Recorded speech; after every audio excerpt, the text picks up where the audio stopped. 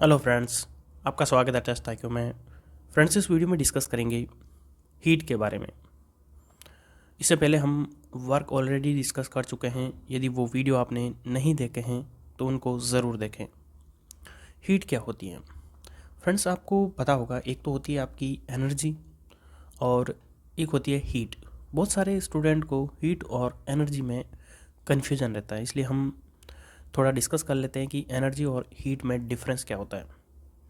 तो हीट जो है ना, वो एक तरीके की एनर्जी है, लेकिन ये एनर्जी कौन सी है? ये टेम्परेचर डिफरेंस की वजह से एनर्जी है। यानी कि टेम्परेचर की वजह से जो एनर्जी होती हैं वही हीट होती हैं। तो इसकी यदि मैं डेफिनेशन आपको लिखाना चाहूँ तो क्या हो जाएगा? It is a form of energy. तो सबसे पहले तो यही पता होना चाहिए कि ये एक प्रकार की एनर्जी है। तो it is a form of energy.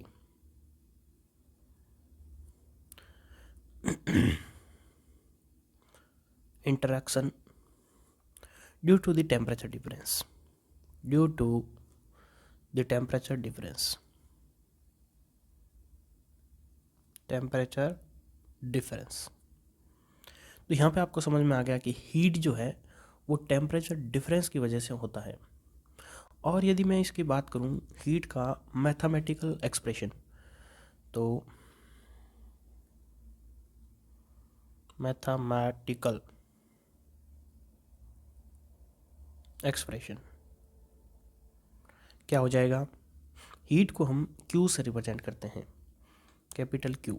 Q बराबर mc डेल्टा T, और ये आपका आ जाता है जूल में। हीट किस में आती है? जूल में। और अब यहाँ पे Q तो है आपका हीट, M है मास, C जो है ना ये है आपकी स्पेसिफिक हीट। क्या है? Specific heat. और डेल्टा T जो है आपका टेम्परेचर डिफरेंस है। क्या है? Temperature difference.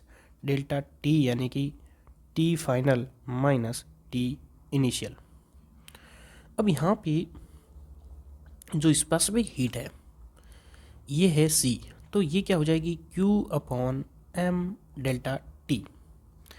यदि मैं कहूँ मास जो है आपका 1 यूनिट है। अब यूनिट का मतलब क्या है कि ये 1 किलोग्राम भी हो सकता है या फिर 1 ग्राम भी हो सकता है, ठीक है। और डेल्टा टी जो है ना, ये यदि टेम्परेचर डिफरेंस जो है ना 1 डिग्री सेल्सियस हो तो क्या हो जाएगा? सी बराबर क्या हो जाएगा? सी बराबर हो जाएगा क्यू। यानी कि तो इसकी डेफिनेशन क्या हो जाएगी? तो यदि मैं बात करूं स्पेसिफिक हीट की, स्पेसिफिक हीट की डेफिनेशन क्या हो जाएगी? तो ये एक प्रकार की क्या है? हीट ही है। तो it is amount of heat, it is a amount of heat which is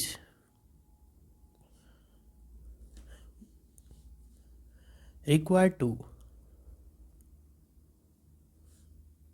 rise the temperature। यदि टेम्परेचर डिफरेंस जो है वो कितना है? 1, तो राइज द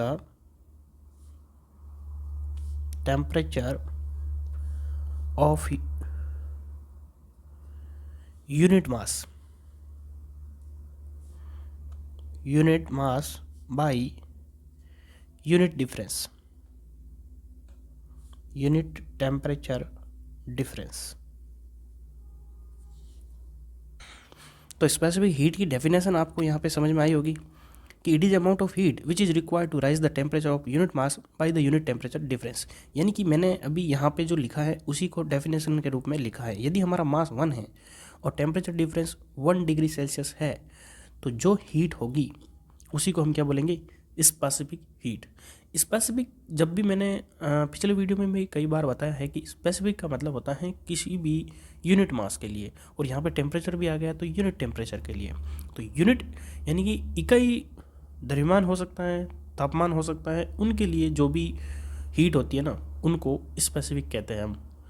हीट है तो स्पेसिफिक हो जाएगा, और कोई और क्वांटिटी है तो वो भी स्पेसिफिक हो जाएगी। अब हम देखते हैं, अब हम बात करते हैं यूनिट ऑफ स्पेसिफिक हीट। अभी हमने देखा स्पेसिफिक हीट जो होती है ना वो क्या होती है? स्पेसिफिक हीट स्मॉल सी बराबर Q upon M delta T. Q की जो यूनिट होती है वो क्या होती है? जूल होती है, और आपके मास जो है वो किस में हो जाएगा? किलोग्राम में।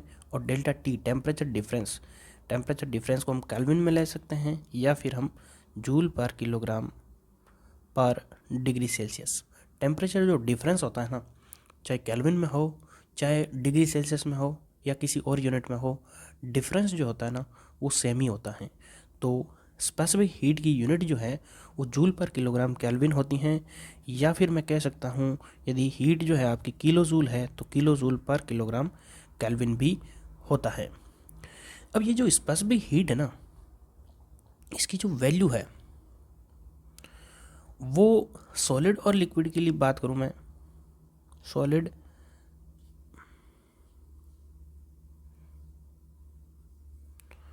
एंड लिक्विड, सॉलिड और लिक्विड के लिए बात करूं तो वो प्रोसेस पे डिपेंड नहीं करती, does not depend on process. लेकिन मैं बात करूं गैस की, इट डिपेंड ऑन प्रोसेस। यहाँ पे आपको समझ में नहीं आया होगा, लेकिन यदि मैं बात करूं, जैसे मैं एग्जांपल देता हूं आपको तो इजीली आपको समझ में आ जाएगा। स्पेसिफिक हीट जो है, मैं यदि बात करूं वाटर की, ये कितनी होती हैं ये आपको याद भी रखनी है। ये होती है 4.187 किलो जूल पर किलोग्राम केल्विन, ये होती है। अब यहाँ पे आपने कभी सुना है कि specific heat at constant pressure और specific heat at constant volume for water? नहीं सुना होगा। वाटर की एक ही होती है, ना ये प्रेशर पे डिपेंड करती है, ना ही ये वॉल्यूम पे डिपेंड करती है, यानी कि ये प्रोसेस पे डिपेंड नहीं करती, क्योंकि वाटर क्या है? एक आपका लिक्विड है।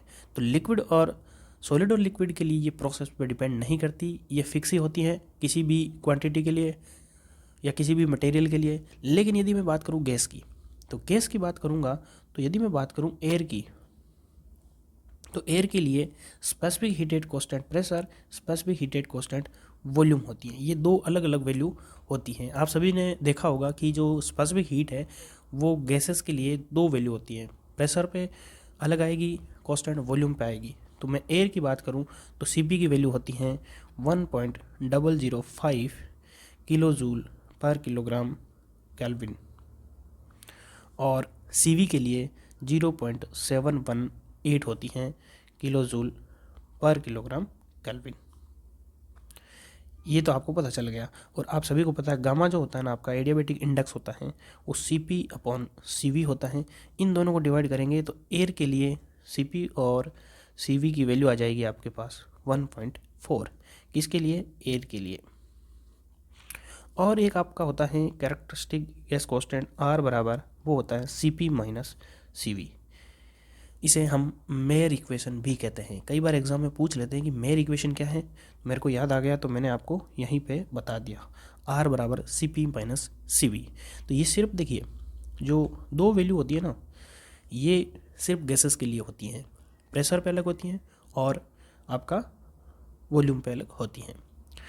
अब यहाँ पे आपको हीट समझ में आ गई, स्पेसिफिक हीट समझ में आ गई, इसकी यूनिट क्या होती हैं और इसकी वैल्यू क्या होती है एयर के लिए और वाटर के लिए। ये देखिए, ये जो वैल्यू है ना, जैसे वाटर के लिए ये एग्जाम में पूछ लेते हैं 4.187 किलो जूल पर किलोग्राम केल्विन। कितनी होती है? 4.187 किलो जूल पर किलोग्राम केल्विन। मैं बार बार इसलिए बोल रहा हूँ क्योंकि एग्जाम में डायरेक्ट इसकी वैल्यू पूछी जाती है, और कभी कभी न्यूमेरिकल में देते नहीं हैं क्योंकि वो सोचते हैं कि आपको याद होगी, तो आपको याद होनी चाहिए। अब हम बात करते हैं टाइप्स ऑफ हीट। हीट कितने प्रकार की होती है? हीट जो है दो प्रकार की होती है। कौन कौन सी? एक होती है आपकी सेंसिबल हीट, सेंसिबल हीट, और दूसरी होती है आपकी, कौन सी होती है? आप सभी को पता होगा, लेटेंट हीट, लेटेंट हीट। अब ये सेंसिबल हीट क्या होती हैं और लेटेंट हीट क्या होती हैं? देखिए, जब मैं क्या करता हूँ, मेरे पास 0 डिग्री सेल्सियस का कोई पानी है, ठीक है, क्या है? 0 डिग्री सेल्सियस का पानी है। ठीक है। और मैं इसको क्या करूँगा, इसका टेम्परेचर जो है वो 10 डिग्री सेल्सियस कर दूंगा, तो भी ये क्या रहेगा, वाटर ही रहेगा। तो यानी कि मैंने इसका टेम्परेचर बढ़ाया कितना, 0 डिग्री सेल्सियस से 10 डिग्री सेल्सियस तक। तो इसको मुझे क्या करना पड़ेगा, हीट देनी पड़ेगी। तो ये जो हीट होगी इसको मैं सेंसिबल कहूँगा या फिर लेटेंट कहूँगा, तो इसको मैं कहूँगा सेंसिबल। क्यों? क्योंकि सेंसिबल हीट वो होती है जो टेम्परेचर डिफरेंस की वजह से होती है। यानी कि यदि हम टेम्परेचर किसी भी सिस्टम का बढ़ाते हैं तो वो टेम्परेचर डिफरेंस की वजह से जो हीट होती है उसी को हम सेंसिबल हीट कहते हैं। तो मैं यहाँ पे डेफिनेशन लिख सकता हूँ, amount of heat, it is amount of heat due to temperature difference. बस इतनी सी डेफिनेशन है, ज़्यादा कुछ नहीं है, सिंपल सी डेफिनेशन है। लेकिन यदि मैं क्या करता हूँ, जैसे मान लो ये जो 0 डिग्री सेल्सियस का वाटर है ना, पहले ये 0 डिग्री सेल्सियस की आइस थी। अब आइस जो है ना वो क्या है, ये आपका सॉलिड है और ये आपका लिक्विड है। तो 0 डिग्री सेल्सियस का आपका आइस है, उसको मुझे कन्वर्ट करना है 0 डिग्री सेल्सियस के वाटर में। तो यहाँ पे क्या हो रहा है, टेम्परेचर चेंज नहीं हो रहा है, लेकिन चेंज क्या हो रहा है, फेज चेंज हो रही है। क्या हो रही है, फेज चेंज। फेज चेंज का मतलब होता है कि जो हमारी आइस है वो सॉलिड है और वाटर जो है आपका लिक्विड है। तो सॉलिड से लिक्विड में चेंज हो रहा है बिना टेम्परेचर डिफरेंस के, तो उसे हम बोलते हैं फेज चेंज। तो फेज चेंज की वजह से जो हम हीट देंगे, यानी कि जिस हीट की वजह से फेज चेंज होता है उसी को हम बोलते हैं लेटेंट हीट। तो मैं यहाँ पे डेफिनेशन में लिख सकता हूँ, amount of heat, amount of heat due to phase change, या ये लिख सकता हूँ मैं due to amount of heat required due to phase change. Phase change यानी कि फेज चेंज की वजह से, यहाँ पे भी देख सकते हैं 0 डिग्री से मैं इसको 100 डिग्री सेल्सियस का वाटर कर देता हूँ, ठीक है। और 100 डिग्री से मैं 100 डिग्री सेल्सियस की स्टीम में कन्वर्ट करता हूँ। तो यहाँ पे वाटर है, यहाँ पे स्टीम है, तो यहाँ पे भी क्या हो गई, फेज चेंज हो गई। तो यहाँ पे भी यदि फेज चेंज हो रही है ना, तो यहाँ पे क्या आ जाएगी आपके, लेटेंट हीट। और यहाँ पे टेम्परेचर डिफरेंस की वजह से सेंसिबल हीट, यहाँ पे भी सेंसिबल हीट। तो यहाँ पे आपको बहुत ही अच्छे तरीके से समझ में आया होगा कि सेंसिबल हीट क्या होती है और आपका लेटेंट हीट क्या होता है। यहाँ पे हीट से रिलेटेड इतना ही था। आपको एक चीज़ मैंने पिछले वीडियो में भी बताई थी कि किसी भी सिस्टम की को हीट सप्लाई होती है। देखिए यहाँ पे मैं आपको अलग से ही बता देता हूँ, थोड़ा सा, ज़्यादा कुछ है नहीं। साइन कन्वर्जन, हीट को हम पॉजिटिव कब लेंगे और नेगेटिव कब लेंगे, जब हीट सिस्टम को दी जाती है, यानी कि सप्लाइड हीट जो है सप्लाई टू द सिस्टम होती है। और यदि हमारी हीट रिजेक्टेड है सिस्टम से तो क्या हो जाएगी, नेगेटिव हो जाएगी। बस आपको इतना सा याद रखना है। तो यहाँ पे आपको साइन कन्वर्जन पता चला होगा। बस हीट जो है, हीट में इतना ही था। बस आपको ध्यान क्या रखना है, हीट क्या होती है, स्पेसिफिक हीट क्या होती है, और हीट की वैल्यू जो है ना, स्पेसिफिक हीट की वैल्यू वाटर के लिए और एयर के लिए आपको याद रखनी है। सेंसिबल हीट, लेटेंट हीट क्या होती हैं, और साइन कन्वर्जन जो है वो सिर्फ न्यूमेरिकल में यूज़ आता है, लेकिन आपको पता होना चाहिए नॉलेज के लिए। कभी कभी वैसे ऑब्जेक्टिव में पूछ सकते हैं। तो फ्रेंड्स, ये था वीडियो। आपको वीडियो कैसा लगा कमेंट बॉक्स में ज़रूर बताना। इस वीडियो की आपको यदि PDF चाहिए तो मेरे टेलीग्राम जो है उस पर आपको मिल जाएगी, उसका लिंक जो है डिस्क्रिप्शन में दिया गया है। इसके अलावा कोई क्वेरी हो तो आप मुझे इंस्टाग्राम पे मैसेज कर सकते हैं, उसका भी लिंक डिस्क्रिप्शन में दिया गया है। तो वीडियो को कंप्लीट देखने के लिए धन्यवाद। मिलते हैं अगले वीडियो में, तब तक के लिए जय हिंद, जय भारत।